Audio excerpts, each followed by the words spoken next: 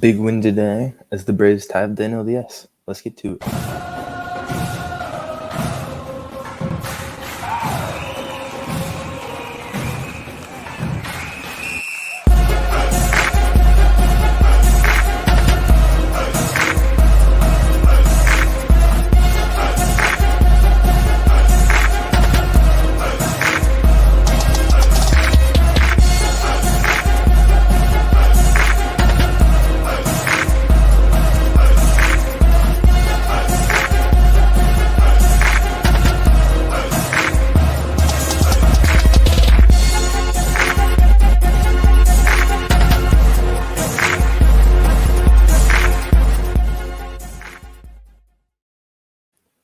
The Braves did get the W today, as we needed them to. They tied up the series 1-1 with an amazing 3-0 win.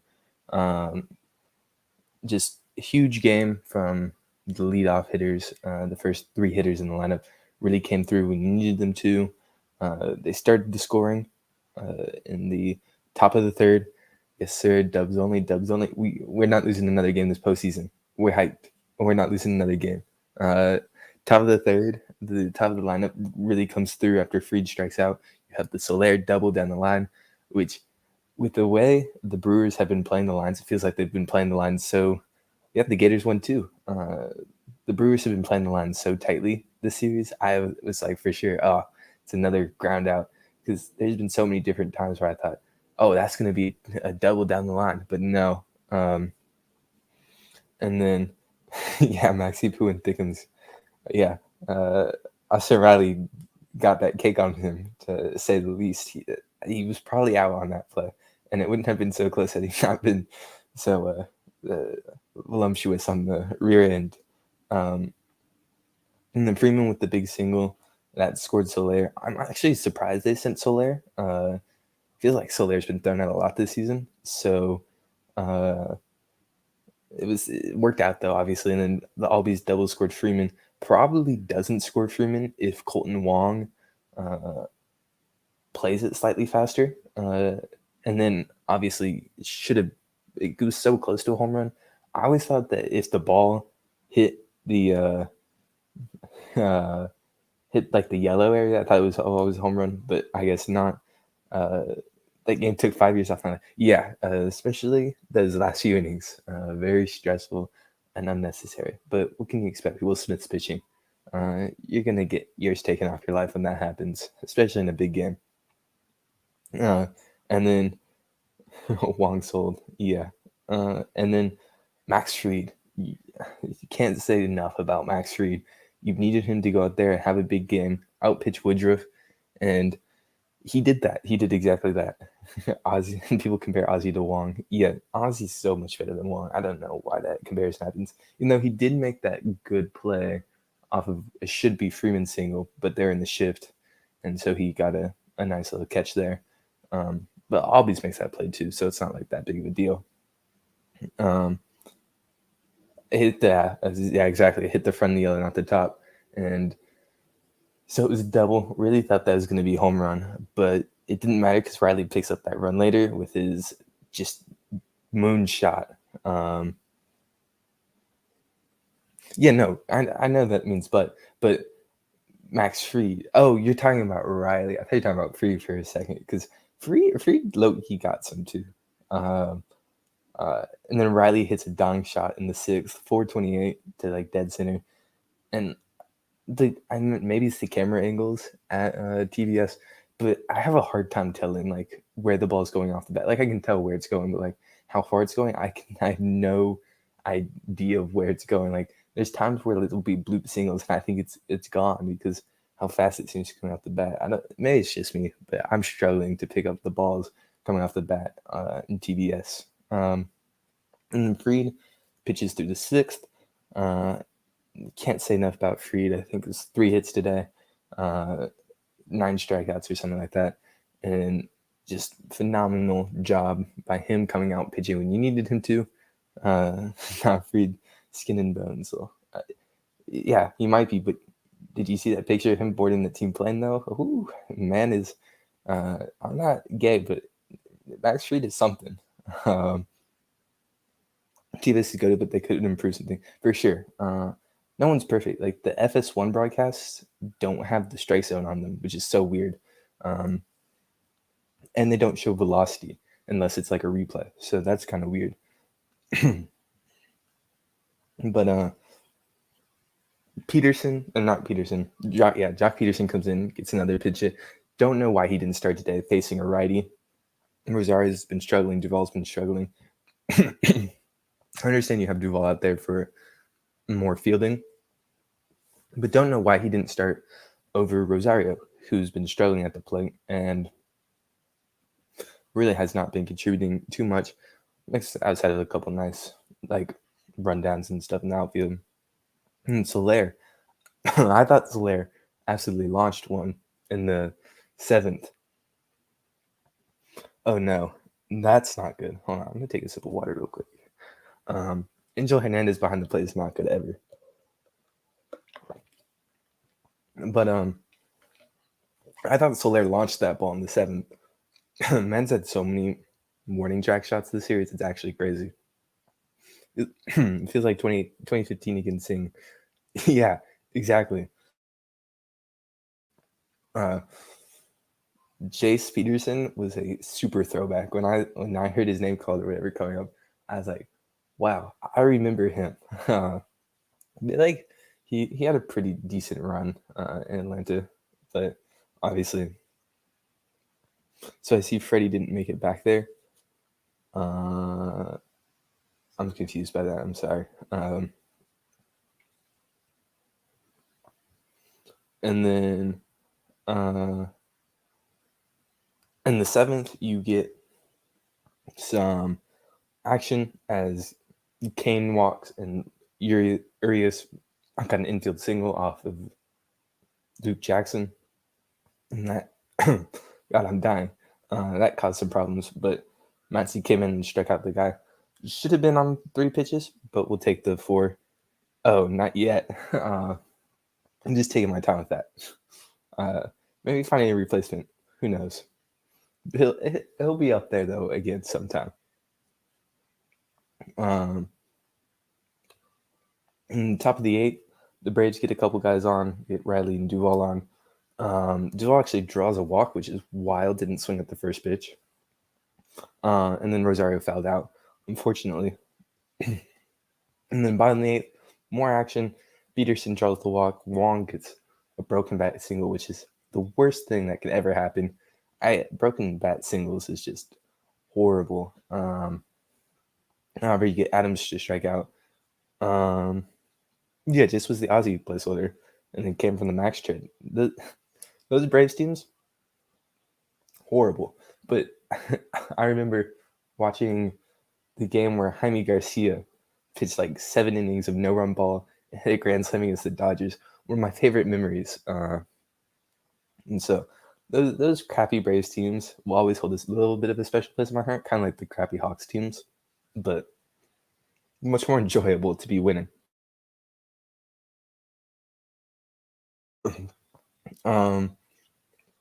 But you have action in the bottom 8th. You get the fly out from Escobar, which advances Peterson. But Matzik absolutely drags, strikes out Garcia.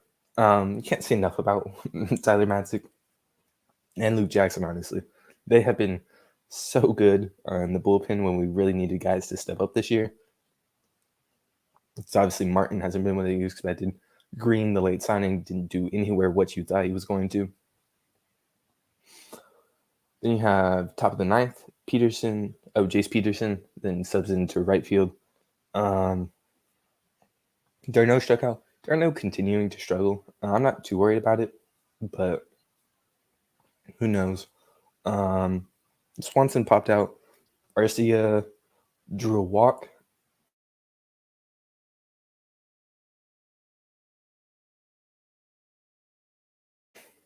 And then, but Soler popped out in that inning.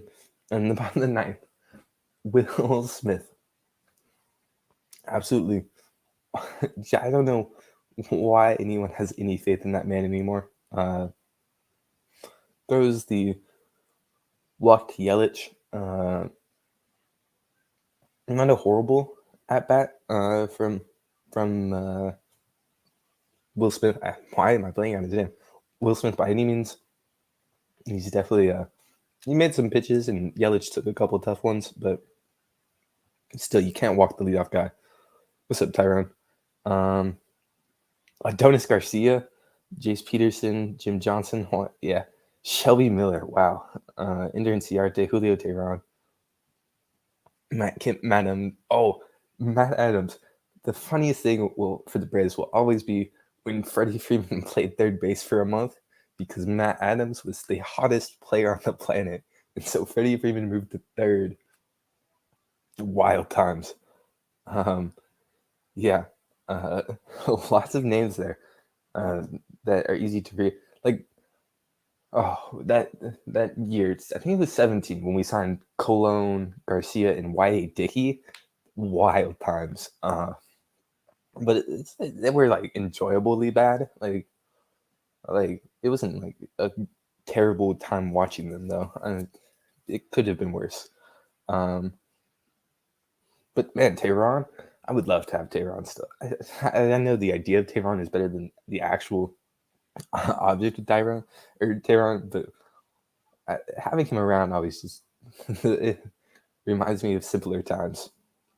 Yeah, 17, you had the new stadium, which it's funny that Ender holds all like the firsts in that stadium. He had the first hit, the first home run. And so, yeah, and then you obviously opening of the stadium is always the coolest thing. But then obviously the next year is better because you have a team that's young and fun and actually good, winning 90 games. Yeah, 15 was not fun. 16 was 16 was rough. It was. I wish the final year at Turner was a better send off than 2016 because the Turner Field just deserves such a better send off. Yeah, first out recorded and then first last out recorded. Kind of wild how many roast Ender Inciarte has. But was that the year that Inciarte hit like 300 and had like 200 hits or something? It's crazy. What happened to that man? Oh yeah, because that was the year we started like 0 for 9, and then we're like 9 and 27 when Freddie Gonzalez got fired or something like that, and then Snicker came in, and obviously, whole clubhouse dynamic shifted. Wow, this is like a whole throwback now. It's kind of crazy though. Damn, the Dodgers scored. The one good thing about if we do get matched up with the Dodgers is the fact that we will have home field advantage. I'd much rather play the Giants. They're just not as talented as the Dodgers, but having home field advantage for in NLCS would be nice. But we still obviously got to beat the Brewers. They're no pushover as we've seen. Will Smith somehow gets out of the ninth, and we win. Nice double play ball. Riley to Oliver Swanson to Freeman, double play to end the game, which is, I feel like that man gets bailed out on so many different times, but I'll take it because obviously he's my man, he's our closer. So if he's getting saves, then it means that we're winning. So 2015, sometimes I still remember straighting everyone and me getting pissed, pointing out things forgot. Yeah. I remember the Upton brothers and Jay Hay, them getting traded, and Kimbrel. Man, crazy. I will say I was slightly more on the side of keeping Jay Hay over Freeman. Obviously, in hindsight, wrong decision. But hey, it all worked out in the end, so it's okay. Urias just got an RBI just for Mookie to make it 2-0. Oh, need that series to go 5 though, for sure. Depending on who you want to win, whether you want the home field or the easier matchup, need that series to go 5 so they don't have extra time to rest.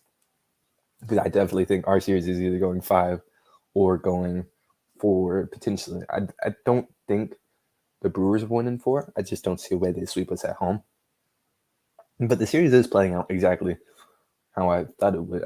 Game 1, I was like low scoring. I think the Braves lose that. because they just don't have enough offense to get going, and they did that. And then I also thought we were going to rebound today, and they did that. So hopefully, me saying that they're going to sweep the rest of the games of the series, hopefully that means they do that. But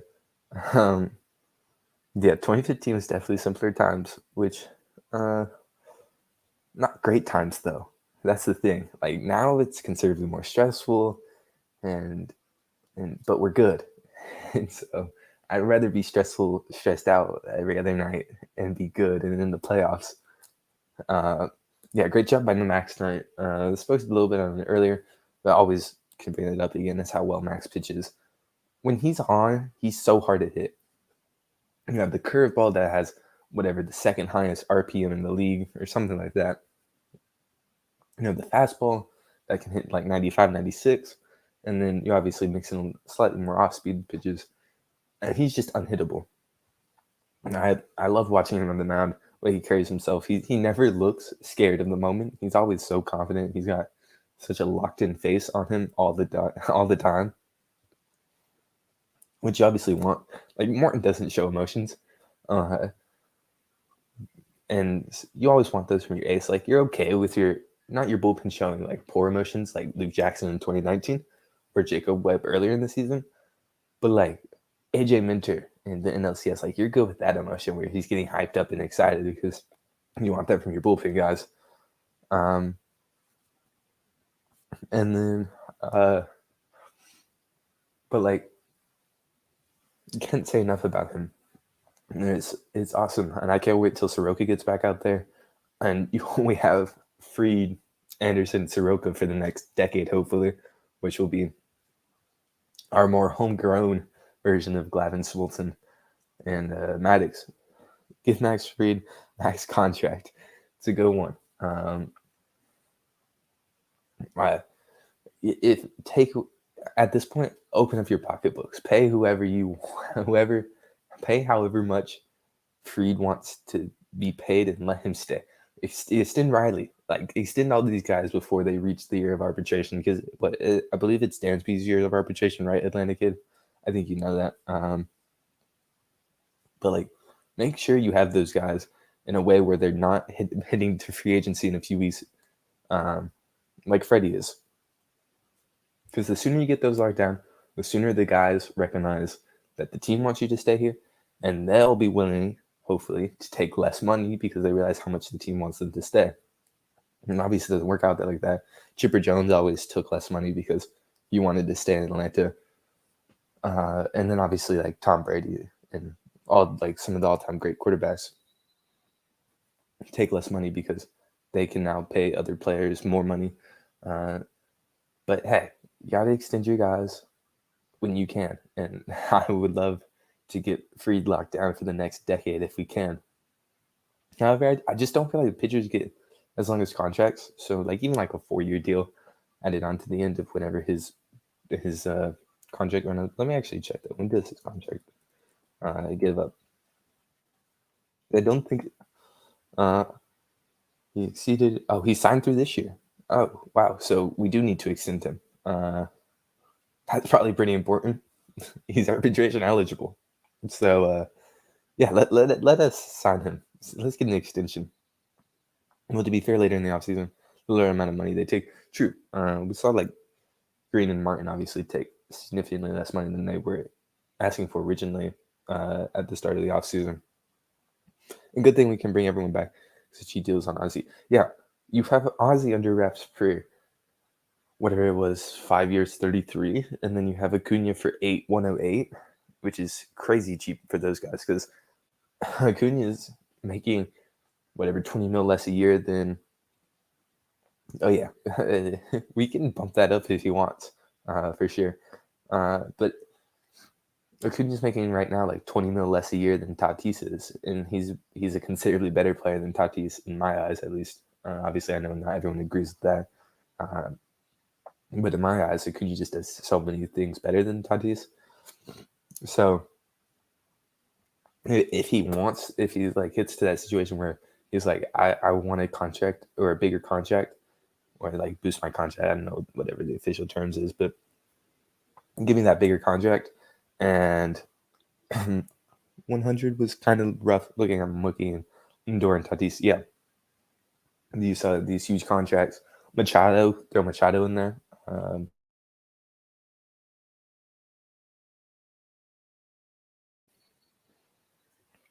But yeah, you know, comparatively to the contract signed, even not a year later, significant underpay. So take advantage of that because you have the money now because of it. But obviously, Acuna might be. I don't think he's going to be the type to do it, but he might be the one, the people to be like, "Hey, give me a bigger contract, or I'm sitting out this year, or trade me." If you're not going to give me a bigger contract, because someone else will, the Mets, the Phillies, the Padres, the Dodgers, everyone will give me a bigger contract. Yeah, paying Ozzy under 100 mil, theft, 100%. I can't wait to see what the pitching staff looks like at full power. Yeah, Soroka comes back next year, hopefully. Hopefully, he does not tear his ACL walking into the stadium again. Uh, but seeing Soroka be the fifth, or I guess Anderson be the fifth in your rotation would be wild because you have Morton, Fried, Anderson, Soroka. Morton, Fried, Anderson, Soroka. Oh, wait, who am I forgetting? I feel like I'm forgetting someone now. But yeah, definitely want to see what this pitching style looks like at full power. See the next year, yeah, exactly. Because the outsiders in a way, you see him going to the Dodgers game and cheering on Scherzer and Turner and seeing them win playoff games. Obviously, he won the World Series 2 years ago now, but you should sign him to an extension when you get the chance.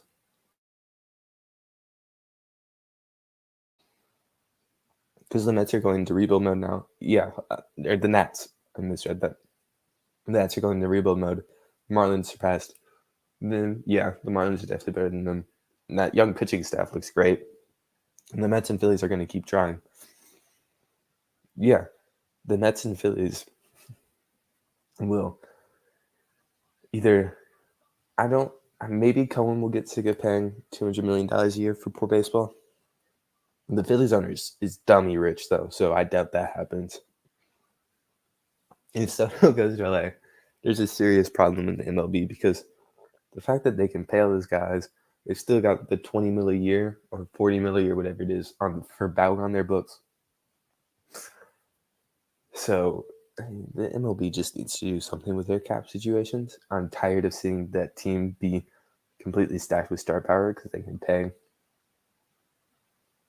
all the money in the world to them because they're in LA. But I think obviously more of the problem is that there's not a cap floor. Like you have the Pirates bang have a $35 million payroll, and that's not good for baseball either. So we'll see with that. I think, I mean, it would be a change I would love to see, but it's Manfred, so he's not going to make any changes people want to see, except the DH, which he's being forced to do pretty much at this point. New salary cap, yeah. Cap would be great, or something more punishing than the current whatever luxury tax or competitive spending tax, whatever it's called. Something else just need to change for sure because the Dodgers are the Dodgers and Yankees have a bigger payroll as themselves than like the bottom 7 payrolls combined, which shouldn't work.